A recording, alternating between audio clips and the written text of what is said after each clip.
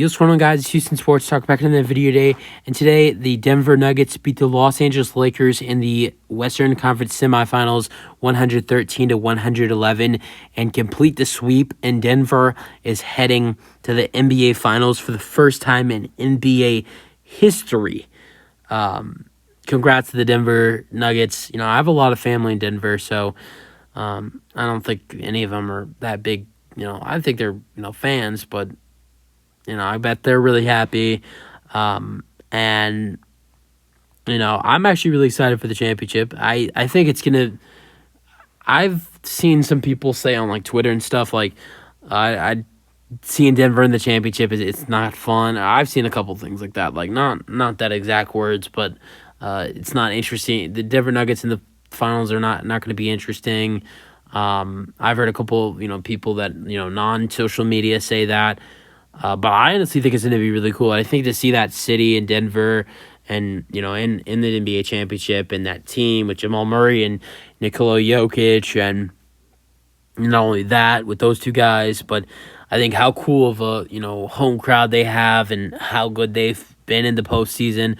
They're unbeatable in the postseason. They won every game in the Western Conference, both games in the Western Conference Finals in Denver. They won all the games. I think they played 3 games in Phoenix and Denver. Played against Phoenix. They played 3 games in Denver.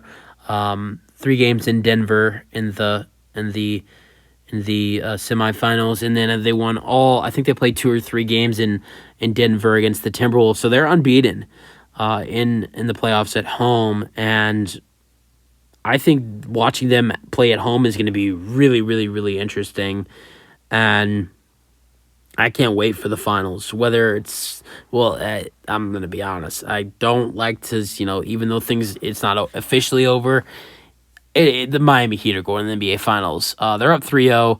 We've never seen a team come back from 3-0 in 149 tries. 0 teams out of 149 tries. Well, now 150. Now 150 because Lakers couldn't get this one here. So 0 out of 150 tries, and soon to be 151 with that Heat Lakers series. When down 0-3 in a series, have came back. So I do not see. I think the Lakers, they had a little bit of a shot. The Lakers didn't have a shot, really realistically didn't have a shot to win 4 games in a row. But I think the Lakers had a decent shot. If they were able to maybe win tonight and somehow pull off a Game 5 victory, and then 3-2 back at home, you'd think they'd have the confidence to win a 3rd straight. And then Game 7, anybody's ball game. Which that seems very unrealistic, but it could have happened, which it didn't. I really honestly don't think Boston has I think it feels like they're mentally dead right now. So I don't see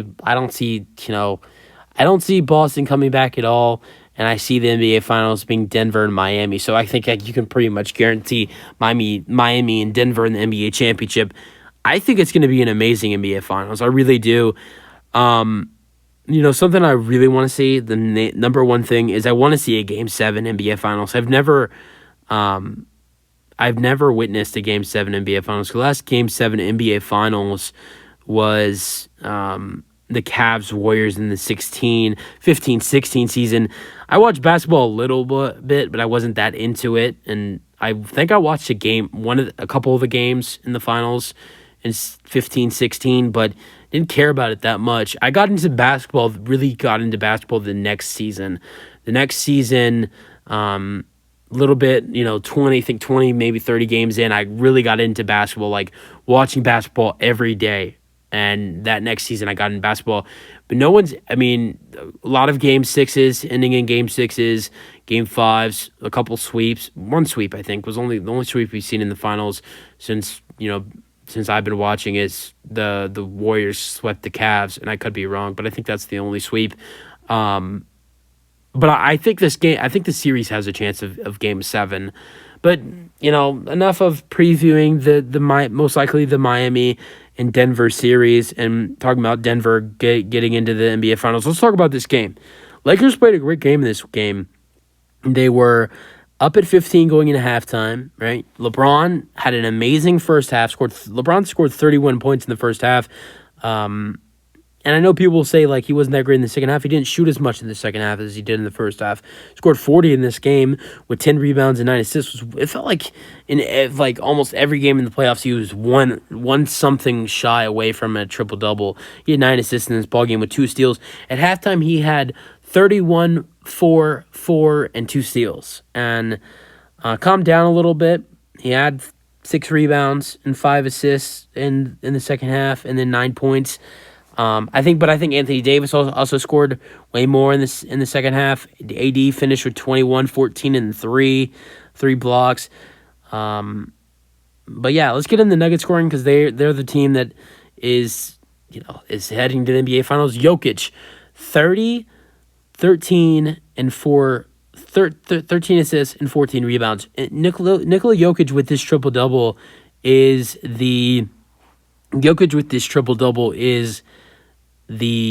has the most triple doubles in playoff history with 8. No one's had more triple doubles in playoff history, and Jokic does that right there. So he had 30, 14, and 13. Shot 3 for 6 from 3. Really solid game by Jokic. Jamal Murray had 25. Really solid performance by Jamal, but I think compared to his other games wasn't as great. I was 0 for 4 from 3, 25 points compared to the 31, 37, and 37 he had in the first 3 games, and 5 assists, which I think he had more assists in the other games. So solid performance by Jamal, but compared to his other games, was solid. Compared to his other games in the series, which I think when Jokic with the night he had, I don't think Jamal was really going to score that much in this game, and I think he was also a little bit quiet in the first half. Condavis Caldwell-Pope continued to play well. He's played well, shot well this whole series, and he continues to do that with 13 points in this game, 4 for 10, 3 for 7 from 3, 22 for Aaron Gordon. He finally steps up for them. I've been talking about Aaron Gordon, it feels like this whole series about needing to step up and score more. He did that in this game, 22 points, 6 rebounds, 5 assists, 9 for 14, 3 for 5 from 3, 15 for Michael Porter Jr. with 10 rebounds. He continues to play well in the postseason. And then Nuggets only had 2 players off the bench, 6 for Bruce Brown, who scored all of his points in the fourth quarter, and then 2 for Jeff Green, who played 10 minutes this ball game. Christian Braun, I think, had played like in the area of 3 to 5 minutes in the first 3 games. Did not play at all in this game. And I want to talk about Thomas Bryant, who was a DNP. Thomas Bryant, yes, of course he wanted the Nuggets to win this series, but it would have not been that bad for him if the Lakers win this series. Like, yes, okay, your team had lost but something not a lot of people talked about is Thomas Bryant in this series is the fact that if Thomas Bryant, if the Nuggets lost the series, if either the Nuggets, if one of these two teams won the NBA championship, Thomas Bryant would have got a ring either way. Denver, his current team, and then the Lakers he played from the start of the season to the trade deadline from October to February. So if somehow the Lakers would have came back from 3-0 or won this series, and the Lakers ended up winning the NBA championship, Thomas Bryant would have received a ring because the Lakers give out rings to every player that played for them at some point in the regular season. And so that was a funny thing I didn't see a lot of people talk about is how Thomas Bryant would receive a ring if either, if the Nuggets won, of course, he would receive a ring because that's his current team. But he also would get a ring if they lost and the Lakers won the championship. So that was a funny thing I thought about when this series ended. But let's go over the Lakers, the rest of their scoring. 61 points that the Lakers, that the Davis and LeBron combined it for. So where did the other 50 points come from for the Lakers? 10 for Hachimura, 13 for Shooter, 17 for Austin Reeves, and then 4 for Tristan Thompson. And he actually kind of stepped up and did really well. I was really impressed with what he did in his 10 minutes. He got 10 minutes this ballgame. I was really surprised. Russell got only 15 minutes this game. Lakers made a lineup change. Put Schroeder and Hachimura in the lineup. Both of them got a lot of minutes. Russell only got 15. Both Russell and Vanderbilt got taken out of the lineup. And Vanderbilt was a DNP. Russell played only 15 minutes with 4 points, and 2 assists and 2 rebounds. And Lonnie Walker had 2 points in 7 minutes. So you got to wonder, is that lineup change to D'Angelo Russell, is he going to still want to come back?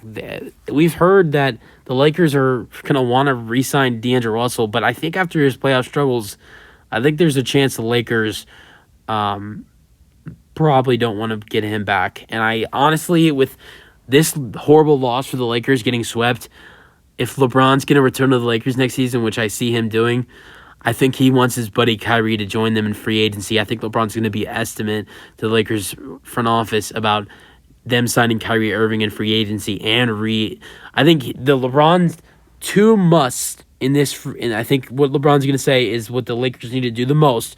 What he's going to tell the front office is, number one, we need to sign Kyrie Irving, and then we need to re-sign Austin Reeves and Rui Hachimura, which I don't really know if the Lakers can afford re-signing Hachimura and Reeves and signing Kyrie. It would be quite of a money. It'd be a lot of money to spend, but we'll see what happens.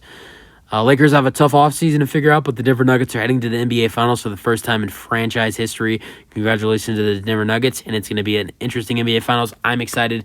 This was a great game, but Lakers played some good basketball. When it came down to the end, Denver was more clutch than LA in this whole series and this game, and Denver is heading to the NBA Finals. That's the video. Hope you guys enjoyed them. Your thoughts, and peace out.